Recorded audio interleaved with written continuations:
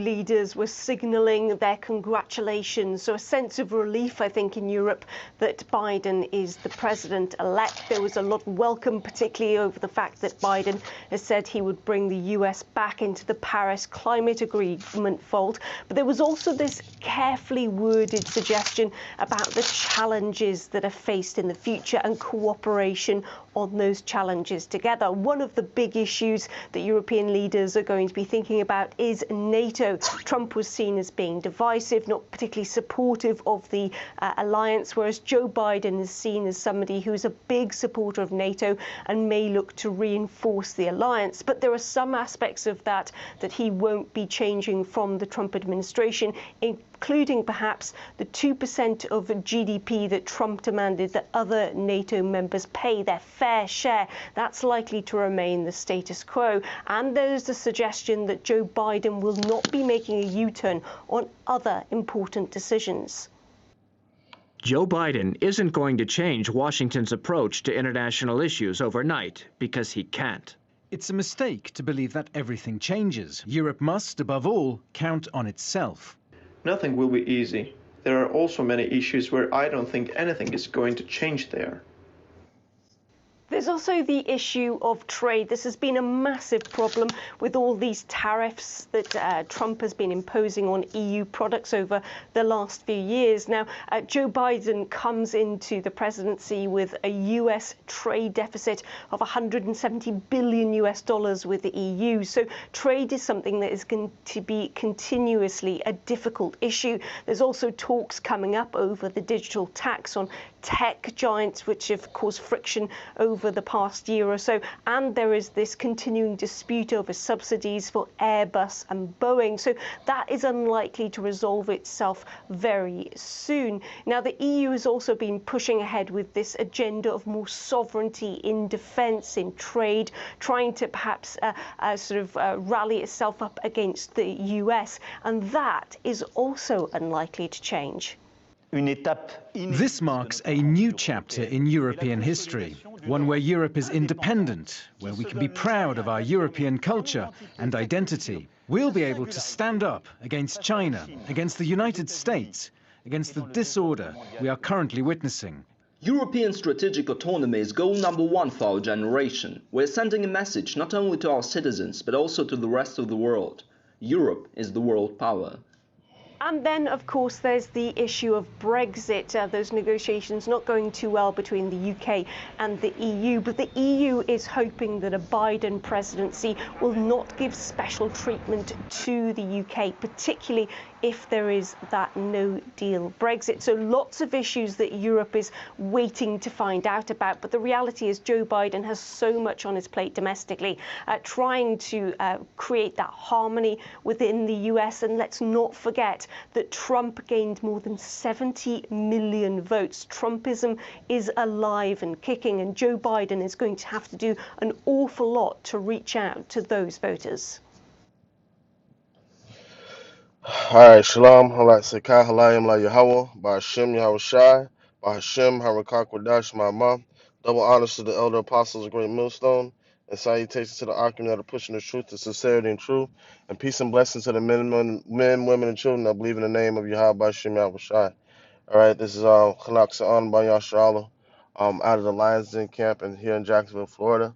And as you can hear on that video I just played, that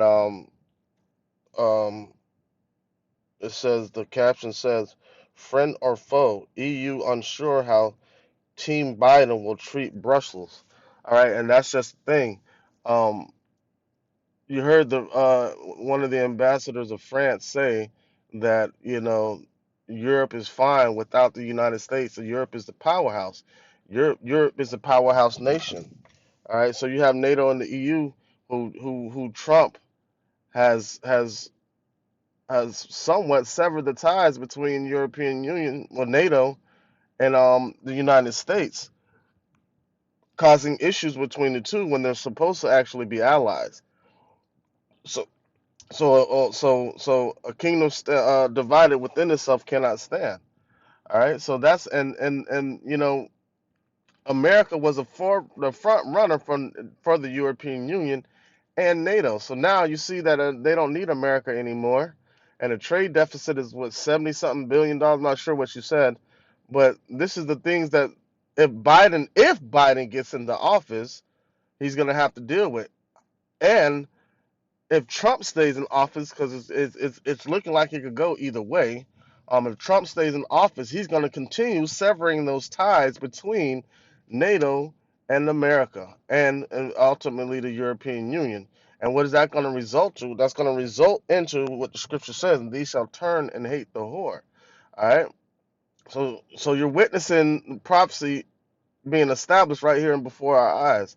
All right. Here's the key thing that's in the air: is Trump still going to be in office? Who knows? If he happens to concede and give the office up, these are the tasks that Biden has going to have to deal with, that he's not going to be able to fix. He's not going to fix the ties that were severed between NATO and the United States that Trump created, or the foreign relationships that Trump has severed between not only the European Union, NATO, but also other nations also. All right. China was once a big ally of the United States, and they're turning into an enemy. Um, Opposition. That's just it. And you witness this happen, and it's all done by the spirit and power of Yahweh Hashem Yahushai. We're close to the end to this thing, man. You're seeing the feet of the statue being torn down from the inside out. All right. Just want to get a quick couple of scriptures real quick. This is Jeremiah chapter 50, verse 12. It says, "Your mother shall be sore confounded, she that bare you shall be ashamed. Behold, the hindermost of the nations shall be a wilderness, and a dry land and a desert. Because of the wrath of the Lord, it shall not be inhabited, but it shall be wholly desolate. Every one that goeth by Babylon shall be astonished, and hiss at her plagues." Right. And what are you witnessing? You're witnessing some of the plagues of Babylon with the coronavirus. And not only that, it says your mother shall be confounded, and she that bare you shall be ashamed. And that's just it. You're witnessing what the one of the ambassadors of France that said, they don't need America. They don't need to relinquish or renew the ties between America and Europe. Europe can be sustained on its own. Um, so they don't want to have anything to do with America right now, man. No country has nothing to do with America. And even though it was news that came out, and I did a lesson on it yesterday, this morning, about Donald Trump, uh, or about the electoral votes being overturned in Pennsylvania for Joe Biden. So we don't know exactly how this thing is going to go right now. But we do know it's going to be a chaotic situation. You can just see it in the air. I only get one more scripture on this Revelation 17 and 16. It says, "And the 10 horns which thou saw upon the beast, these shall hate the whore, and shall make her desolate and naked, and shall eat her flesh and burn her with fire." Right. So ultimately, you're going to see all these nations like NATO and the European Union go to war against America. And you're witnessing it unfold as we speak, man. And these are blessing times. These are blessing times for those that believe in the name of Yahweh Shem Yahushai, and these are dreadful times for the heathens and 2/3 of our people who chose to go in the way of the heathen, not go to these straight paths and repent and turn back to Yahweh Shem Yahushai, man. And that's just it. We're witnessing all these things unfold, which is so beautiful. We're almost at the end of this thing. All we have to do is keep doing the work, man. Keep putting these videos out there. Keep going out on the highways and byways. We got brothers in these camps traveling now, teaching in different places, and that's the manifestation of the word of Yahweh by Shem Yahushai. That's our captivity being turned back right before our eyes. Us coming into remembrance of ourselves, and us standing up as a great exceeding army, man, spreading this truth. All right, Lord willing, this lesson was edifying and served its purpose. And like say, Kal Halayim La Yahweh, by Shem Yahushai, by Shem Harakah Kodash, my mouth. Double honors to the elder apostles, a great millstone, and my elder as well. And salutations to the Akim that are pushing the truth and sincerity and truth. And peace and blessings to the men, women, and children that believe in the name of Yahweh Bashim Yahushai. Shalom.